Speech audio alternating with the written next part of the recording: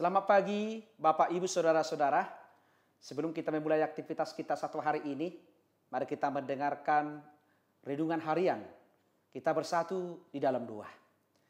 Kasih karunia dan damai sejahtera dari Allah Bapa kiranya menerangi hati dan pikiran saudara-saudara di dalam nama Yesus Kristus Tuhan kita. Amin. Jemaat yang dikasihi Tuhan Yesus Kristus, renungan harian untuk kita Sabtu 5 Oktober 2024 tertulis dalam Lukas 13 ayat 17. Dan waktu ia berkata demikian, semua lawannya merasa malu dan semua orang banyak bersukacita karena segala perkara mulia yang telah dilakukannya. Saudara-saudara, kita bisa membayangkan ketika seseorang yang mengalami sakit punggung sehingga tidak bisa berdiri, tentu sangat menyedihkan dan membuat kita tidak bisa berbuat sebagaimana mestinya. Hal inilah yang dialami oleh seorang perempuan yang sudah 18 tahun menderita sakit punggung.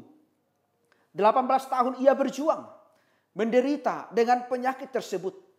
Ini bukanlah perkara yang mudah. Banyak orang yang menjaga jarak, sehingga perempuan tersebut lebih sering hidup dalam kesendirian.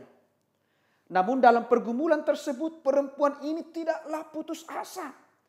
Dia optimis ketika Yesus memanggilnya dan menyembuhkannya.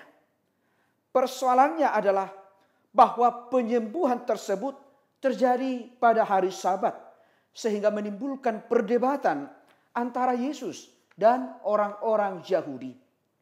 Yesus menjawab orang Yahudi juga melepaskan lembu dan keledai pada hari Sabat.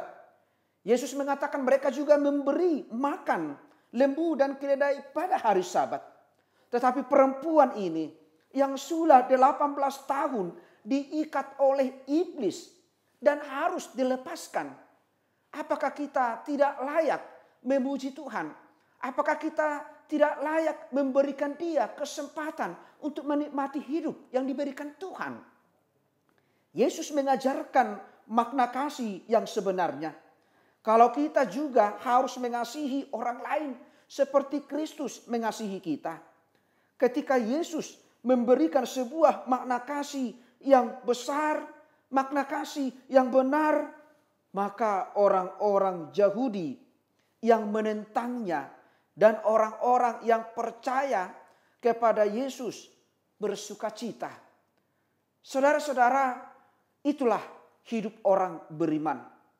Kita harus mengalami hidup ini dari sudut pandang iman, dari sudut pandang rohani kita.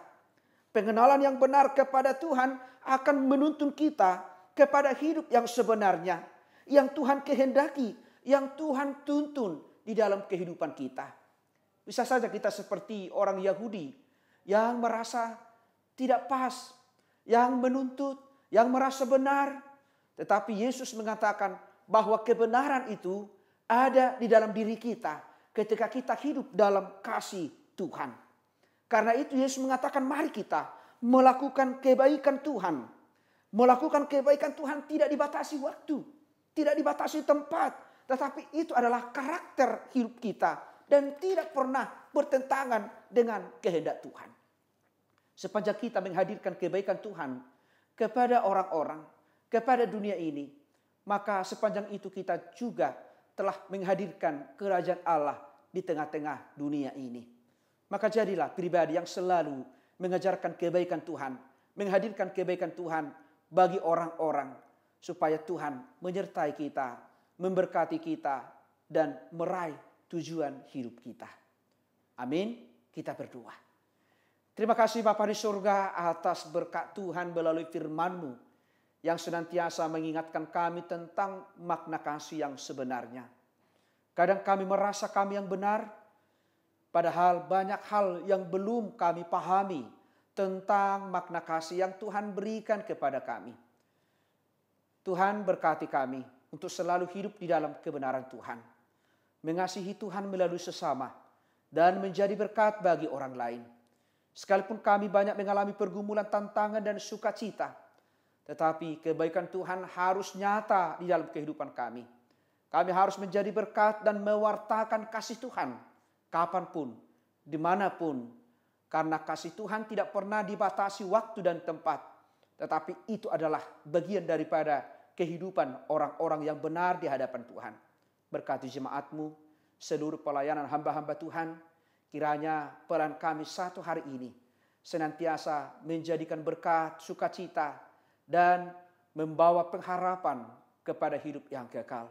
Berkati kami Tuhan, kiranya apa yang kami lakukan satu hari ini senantiasa menuntun kami menjadi pribadi yang setia dan mengasihi Tuhan melalui sesama kami. Ampuni kami Tuhan dari segala dosa-dosa kami, supaya kami layak menerima berkat-Mu. Terimalah doa kami ini yang kami sampaikan dalam nama anak-Mu Yesus Kristus, Tuhan dan Juru Selamat kami. Anugerah dari Tuhan kita Yesus Kristus, kasih setia dari Allah Bapa, dan persekutuan dengan Roh Kudus, kiranya menyertai dan memberkati saudara-saudara hari ini sampai selama-lamanya. Amin. Jemaat yang dikasihi Tuhan Yesus Kristus, selamat beraktivitas, selamat berakhir pekan. Tuhan Yesus memberkati. Shalom.